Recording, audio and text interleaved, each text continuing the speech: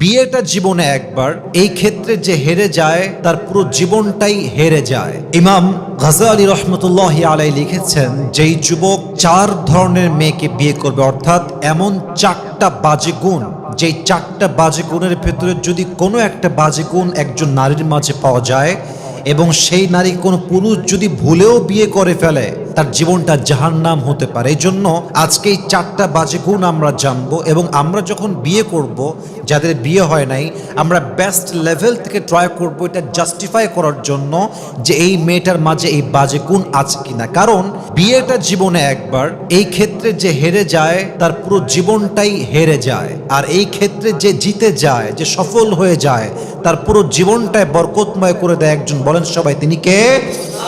First of all একটা ছোট্ট বিষয় ক্লিয়ার করতে চাই যে এই 4টা বাজে গুণ আপনি বুঝবেন কেমন করে, এটা আমি আমার 4টা পয়েন্ট শেয়ার করে এন্ড অফ দ্য লেকচার, একদম আমার লেকচারের শেষে গিয়ে বলবো বাজে গুণ। ইমাম গাজ্জালী রহমতুল্লাহি আলাইহি লিখেছেন, যেই মেয়ে আহেরা, আহেরা মানে হচ্ছে যেই মেয়ে অলওয়েজ রূপচর্চায় ব্যস্ত থাকে। দেখেন, নারীরাই রূপচর্চা করবে।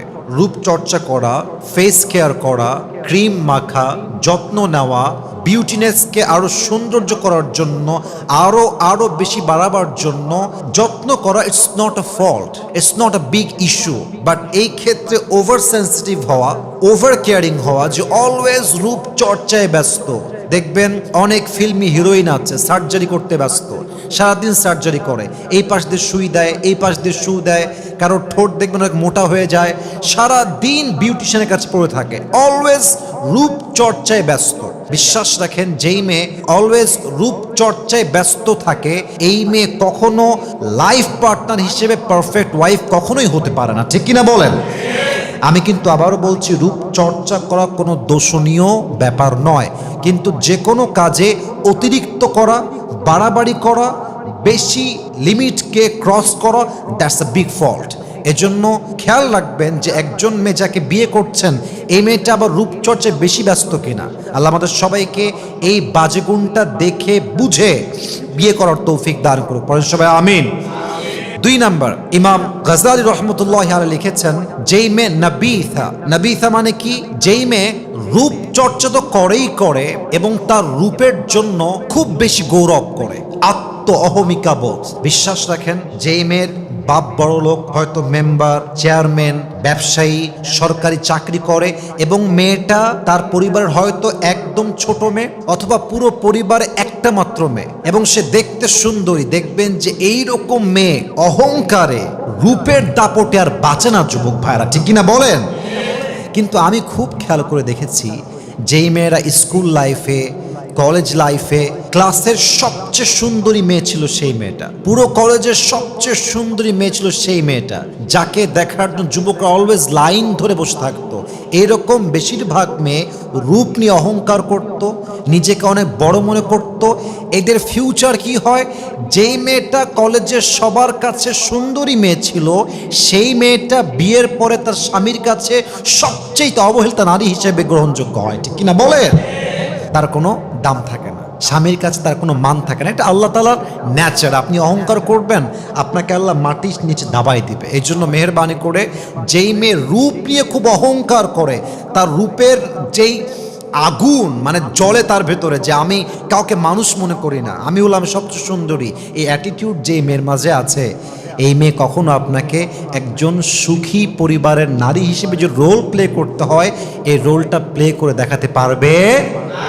3 নাম্বার, এমন মেয়ে যেই মেয়েটা মুত্তালিআ। মুত্তালিআ মানে কি? যেই মেয়েটা অলওয়েজ স্বামীকে প্রেশারাইজ করে, প্রেশার ক্রিয়েট করে। মনে করেন বাসায় আসছেন, রাত বাজে 12টা, আপনার বউ আনতে বলেছিল, কয়েকটা বাজারের লিস্ট দিয়েছিল, এখন আপনি 8টা লিস্ট দিয়েছে, 6টা এনেছেন, 2টা মিস হয়ে গেছে। হ্যাঁ, তুমি কেন আনলা না? তুমি কোনো কাজের না, তোমার কোনো যোগ্যতা নাই, হ্যাঁ, তোমাকে যা বলে তার উল্টা করো, তোমাকে বিয়ে করে আমার জীবনটাই জাহান্নাম। প্রেশারাইজ করে, প্রেশার ক্রিয়েট করে।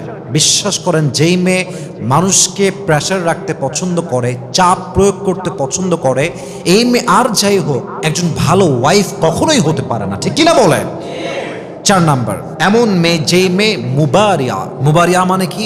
এটা খুব ভালো করে বুঝবেন, this is my last point. I am going to share with everyone, it's very important. কিছু মেয়েকে দেখলে বুঝবেন না তার বাহির একরকম, তার ভেতরটা কিন্তু আর এক রকম। স্বামীর সামনে আসলে মানে ভাজা মাছটা উল্টাই খাইতে পারে না, ছি ছি ছি, আস্তাগফিরুল্লাহ, আমি এটা জীবনও করি নাই, এটা আমি বুঝিই না, কি বললা তুমি এটা জান, তুমি আমাকে এরকম মনে করতে পারো? ভাবটা এমন যেন she doesn't know anything about the world, she acts like that, যে আমি কিছুই বুঝি না, আমি ভাজা মাছটাও উল্টাই খাইতে পারি না, বাট ডাল মে কুছ কালা তো জরুর হ্যাঁ। ভেতরে একরকম, বাহিরে আর এক রকম। স্বামী পড়ছে বিপদে, খুব কষ্টে আছে, অর্থনৈতিক অবস্থা খুবই খারাপ, মানুষ মিথ্যা ব্লেম দিচ্ছে, বিপদে পড়ছে, কষ্টে পড়ছে, স্বামীর সামনে এসে তুমি টেনশন করো না, আমি তোমার সাথে আছি, সবাই তোমার বিপক্ষে গেলে আমি তোমার পক্ষে থাকবো, আমি সারা জীবন তোমার পাশে আছি। স্বামীর সামনে বলো একরকম, বাহিরে গিয়ে রূপ চেঞ্জ হয়ে যায়। স্বামীকে বলে আমি তোমার পক্ষে আছি, আবার বাহিরে গিয়ে স্বামীর বিরুদ্ধেই সেই মেয়েটা ষড়যন্ত্র করে বেড়ায়, ঠিক কিনা বলেন?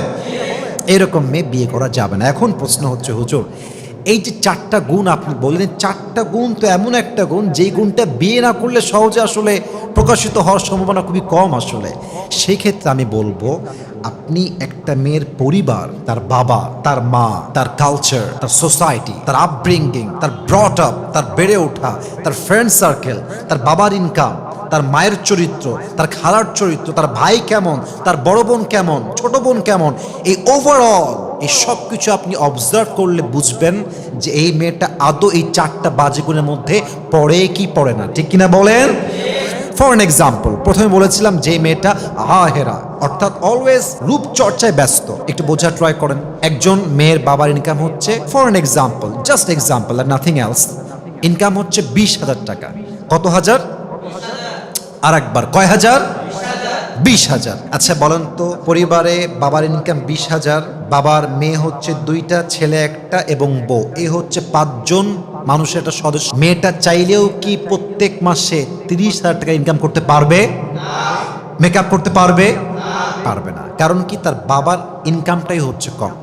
তা আপনি সেই মেয়েকে দেখলে বুঝবেন যে এই মেয়েটা ওই লেভেলের না। আর একটা মেয়ে যার বাবার মাসের অবৈধ ইনকাম হচ্ছে 10 লাখ টাকা, অবৈধ ইনকাম, বৈধ ইনকাম না, অবৈধ ইনকাম 10 লাখ টাকা, অথবা বৈধ ইনকামই 20 লাখ টাকা, কথার কথা ব্যবসা থেকে আসছে। কিন্তু সেই মেয়েটা যদি বাবার ইনকাম 20 লাখ হয়, সে তো মাসে সর্বনিম্ন 1 লাখ টাকা খরচ করতে পারে, পারে কি পারে না? আপনি একটা বেসিক লেভেলে দেখলেই বুঝবেন যে মেয়েটা আসলে কোন ক্যাটাগরি বিলং করে, এই মেয়েটা আসলে সে লেভেলে হতে পারে কি পারে না। আর যেই মেয়ের বাপের ইনকাম মাত্র 20,000 টাকা, সেই মেয়ে চাইলে 1 লাখ টাকা মেকআপ করতে পারবে না, ঠিক কিনা বলেন?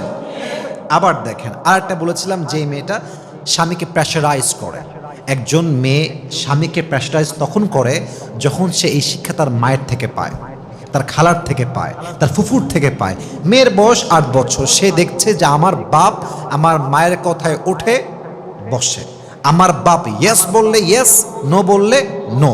ওর ভিতরে এই মেন্টালিটি ছোট্টবেলার থেকে তৈরি হয় যে আমিও আমার স্বামীকে গোলামের মতো ট্রিট করব, কাজের চাকরের মতো ট্রিট করব। এরকম মেয়ে বাংলাদেশে অ্যাভেলেবল। মানে কিছু মেয়ে আছে এরা স্বামীকে মানুষই মনে করে না, অমানুষ মনে করে, জানোয়ার মনে করে। কথায় কথায় খোটা, কথায় কথায় বাজে ব্যবহার, কথায় কথায় তোমাকে বিয়ে করে আমার জীবনটা জাহান্নাম হয়ে গেছে, আমার কত ভালো জায়গায় বিয়ে হতো, তুমি একটা জাহান্নাম আমার জন্য, এই কথাগুলো বলে একটা সাজানো গোছানো সুন্দর সংসারকে একটা মেয়ে জাহান্নাম বানিয়ে দেয়, ঠিক কিনা বলেন? এজন্য ফ্যামিলি স্ট্যাটাস, বাবার ইনকাম, মায়ের চরিত্র, বোনের চরিত্র, তার বেড়ে ওঠা, তার কালচার, তার সোসাইটি, তাদের ফাইন্যান্সিয়াল স্টেটাস, এই সব কিছু মিলিয়ে ওভারঅল অবজার্ভ করলে আপনি বুঝবেন যে এই মেয়েটার মাঝে এই 4টা বাজে গুণ আছে কিনা। আল্লাহ আমাদের সবাইকে বিয়ের পূর্বে একজন মেয়েকে যথেষ্ট জাস্টিফাই করে বিয়ে করার তৌফিক দান করুক। আমরা সকলেই জবান খুলে পড়ছি আমিন।